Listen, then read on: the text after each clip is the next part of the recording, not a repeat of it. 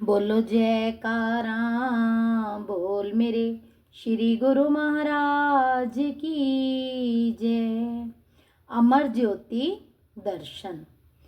कुछ वर्षों बाद माता ने साधु बनकर आश्रम पर शरीर त्याग दिया। उस समय की लीला भी बहुत अनोखी है। पास में खड़े सभी गुरुमुख यह देखकर हैरान हो रहे थे कि अंतिम समय में रसगुल्ले माता के हाथ में कहाँ से आ गए। माता ने पुनः गाते हुए कहा, आ गए मेरे राम, भोग लगाओ मेरे राम। श्री दर्शन देकर श्री गुरु महाराज जी ने मुझे निहाल कर दिया। बस यही कहते हुए वह श्री चरणों में समा गई। परम धाम में महात्मा जी तथा कुछ प्रेमी गुरुमुखों ने श्री चरणों में विनय की, अंतर्यामी प्रभु, हम भूलनहार हैं, हर समय भूल जाते हैं। आपने हमें कई बार भारी मुसीबतों से बचाया है। आपकी रहमत का पार नहीं पाया जाता। हम पर ऐसी कृपा सदा बनाए रखना। आपने फरमाया कि तुम सदा नाम में लिव लगाए रखना, प्रभु की याद को दिल में बसाए रखना। हमारी कृपा हमेशा बनी रहेगी। आप श्री आनंदपुर से श्री संत नगर के मार्ग में परम धाम आश्रम में 2 दिन ठहरते। आरंभ में यहाँ पर केवल मुरैना, ग्वालियर और आगरा के कुछ गुरुमुख अनुयायी ही आकर कृतार्थ होते।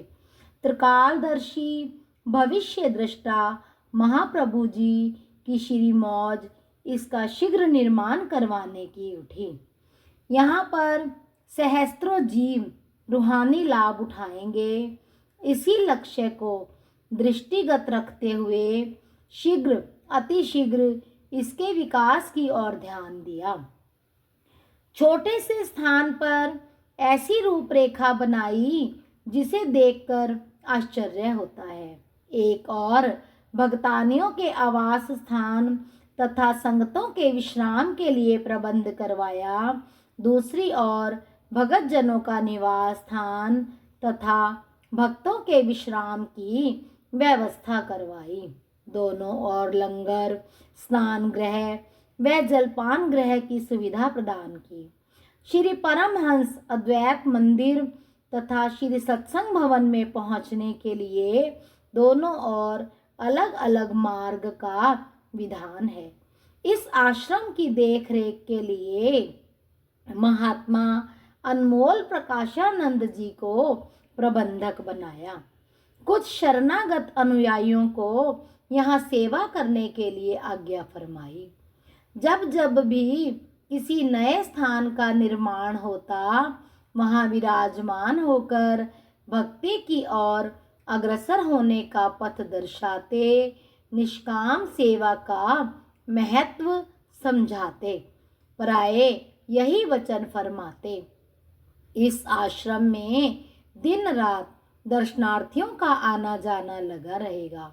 प्रसन्न चित्त से उनकी आवभगत करते हुए भक्ति का लाभ उठाना है और श्री सद्गुरुदेव जी की प्रसन्नता को पाना है।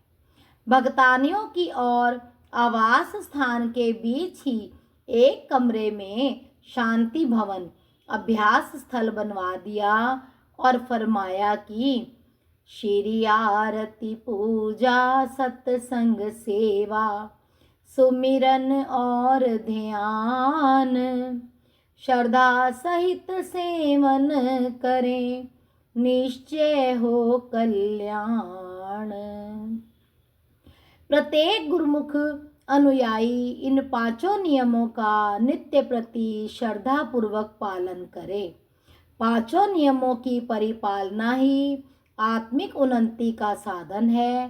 प्रमाद और आलस्य को त्याग कर सावधान एवं सतर्क रहकर अपने लक्ष्य की ओर बढ़ते जाना है। श्री गुरु आज्ञा को सर्वोपरि मानकर मन के चंगुल से छुटकारा पाना है। यही गुरुमुखों का विशेष कर्तव्य है। बोलो जयकारा बोल मेरे श्री गुरु महाराज की जय।